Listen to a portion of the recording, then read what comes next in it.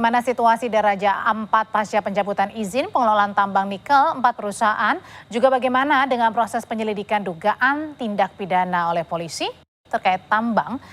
Kita akan dengarkan laporan jurnalis Kompas TV dari Raja Ampat bersama jurnalis Kompas TV Flora Batlayeri, dan di Barreskrim Polri Jakarta ada jurnalis Kompas TV Renata Panggalo, juga juru kamera Bimo Wicaksana. Kita ke Flora terlebih dahulu. Flora, apa saja tanggapan dari warga soal keputusan pemerintah yang sudah mencabut izin tambang 4 perusahaan di luar PT GAP?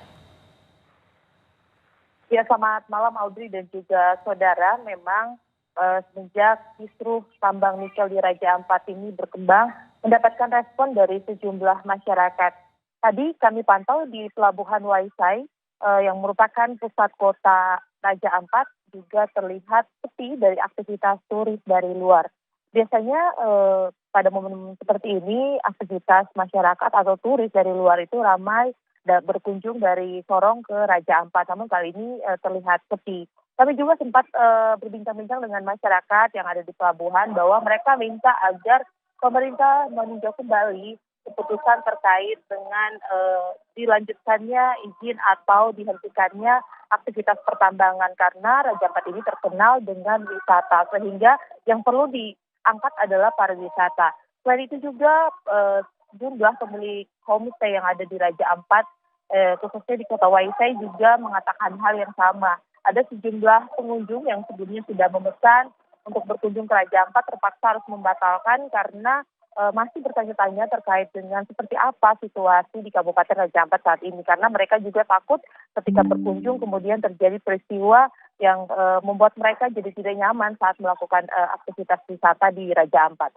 Selain itu juga tadi kami sempat meninjau sejumlah pusat kota di Raja Ampat sendiri, khususnya di Waisai juga terlihat sepi dari aktivitas wisatawan. Kebanyakan kami hanya melihat warga lokal yang beraktivitas.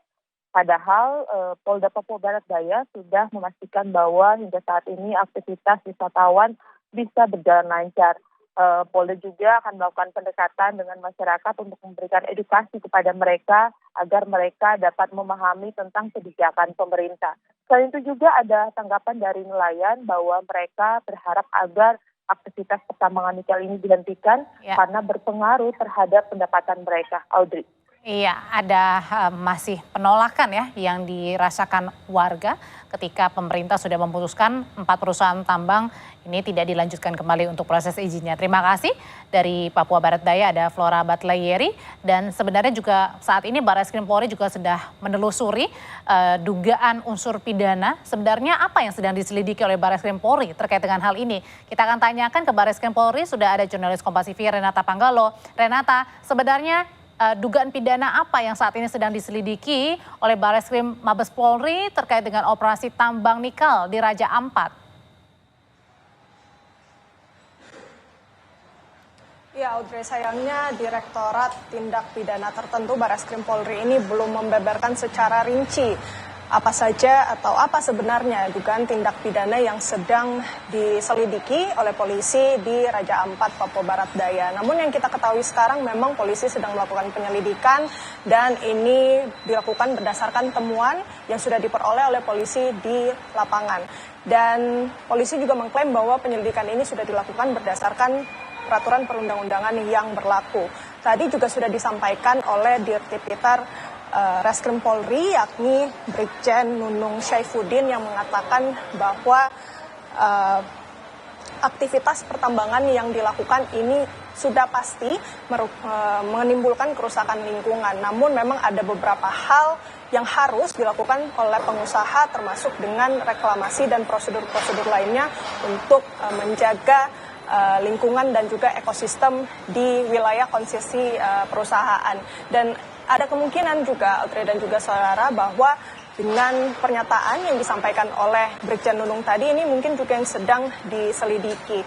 Dan sampai saat ini memang untuk dugaan penyelidikan ataupun dugaan tindak pidana ini memang berkaitan dengan 4 perusahaan yang kemudian dicabut izin usaha pertambangannya oleh pemerintah. Jadi memang kemarin pemerintah sudah mencabut izin usaha pertambangan dari 4 perusahaan ini dengan serangkaian pertimbangan yang sudah dilakukan melalui evaluasi yang dilakukan di tingkat kementerian dan pada akhirnya pemerintah untuk memutuskan mencabut izin usaha pertambangan ini.